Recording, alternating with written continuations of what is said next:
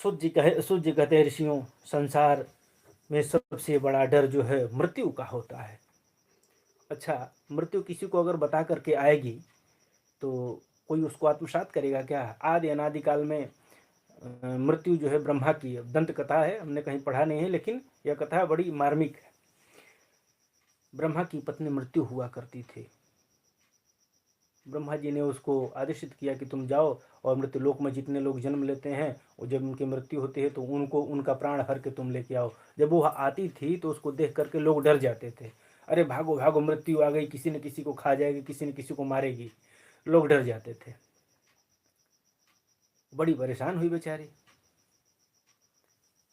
तो भगवान ने ब्रह्मा जी से जाकर के निवेदन करी कि हे परमपिता, आपने ऐसा कार्य हमको दे दिया, हम परेशान हो जा रहे हैं, लोग हमको डंडा लेकर के दौड़ा ले रहे हैं मारने के लिए और उल्टा सीधा गाली बकना शुरू कर देते हैं देख देख करके।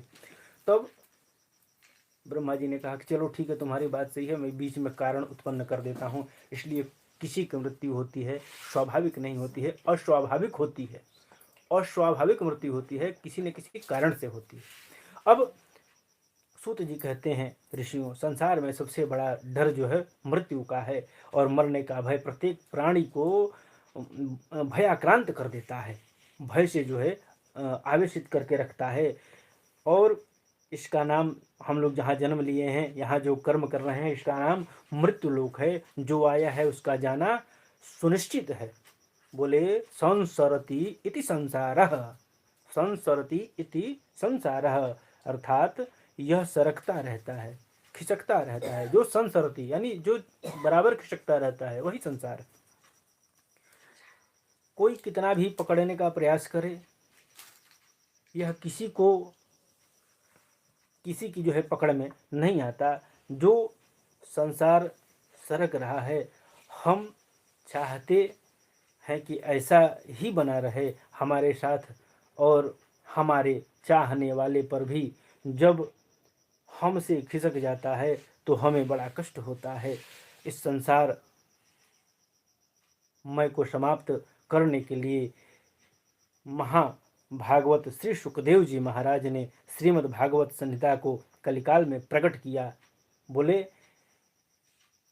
संसार है, सरकता है, जो आया है उसको जाना है। महाभागवत श्री सुखदेव जी ने क्या कहा कि काल ब्याल मुख ग्रास त्रास निर्णाश हेतवे श्रीमद्भागवतं शास्त्रं कलौकीरेण भाषितं, कलौकीरेण भाषितं, कलौकीरेण भाषितं। यह किरण की तरह है। कब? कलिकाल में इसको भाषित किए हैं। कौन?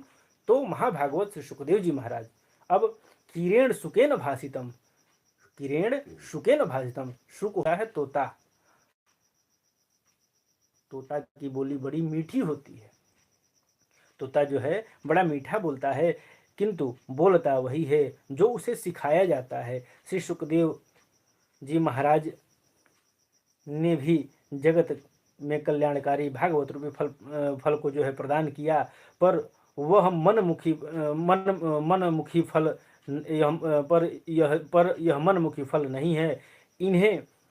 उन्हें भी जो है आचार्य परंपरा से जो प्राप्त हुआ उसको जो है उन्होंने प्रकट किया, उसको उन्होंने आचार्य परंपरा से जो मिला है उसको ही उन्होंने दिया है, और वही जो है संसार लेकर के चलता है।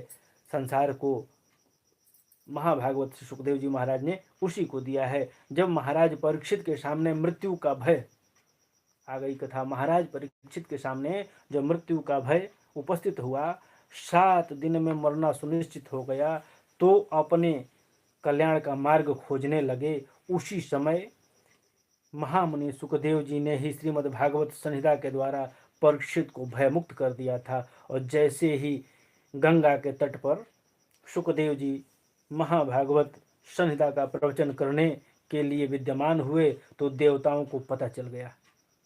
अब देवताओं को पता चल गया, जिसे सुखदेव जी परीक्षित जी को श्राप मिल गया, 7 दिन में उनकी मृत्यु होनी थी, तय था। अब वो अपना खोजने लगे किस प्रकार से हमको सदगति प्राप्त हो। श्रीमद् भागवत महापुराण करता क्या है? भय को ही समाप्त कर देता है। मरने का जो भय होता है उसी को समाप्त कर देता है। क्यों? कैसे करता है कि इसमें जो आता है रसस्वाद कुशल, रस स्वाद में कुशल हो जाता है। वो रस कैसा होता है, तो नाम नाम का रस होता है। आज भी आप ब्रज में जाएंगे, श्रीधाम वृंदावन में जाएंगे, तो वहाँ प्रेम का तत्व आपको मिलेगा। वहाँ आपको प्रेम ही प्रेम मिलेगा, प्रेम ही प्रेम केवल पाइएगा। और प्रेम में जो शक्ति है वो विधाता को भी खींच करके ले आ करके हृदय में स्थापित कर देती है। प्रेमानंद जी महाराज की वाणी जो जो सुनते होंगे, समझ में आ रहा होगा कि नाम में क्या रखा है।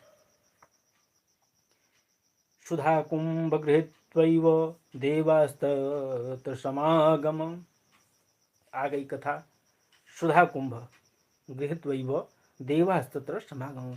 सुधा कुंभ लेकर के, अर्थात अमृत का कलश लेकर के देवताओं को पता चला तो पहुंच गए। कहाँ पहुंचे भैया? तो वहीं गंगा जी के तट पे, जहाँ सुखदेव जी, महाभागवत सुखदेव जी बैठे हुए हैं, परीक्षित जी को कथा सुनाने की तैयारी कर रहे हैं। इधर से देवताओं को जो है पता चल गया और देवता लोग आ गए, उनका प्रादुर्भाव हो गया।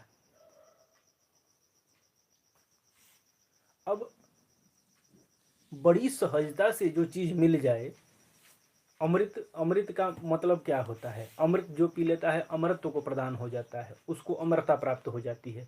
और सुलभता से अगर उसको मिल जाए तो सुलभ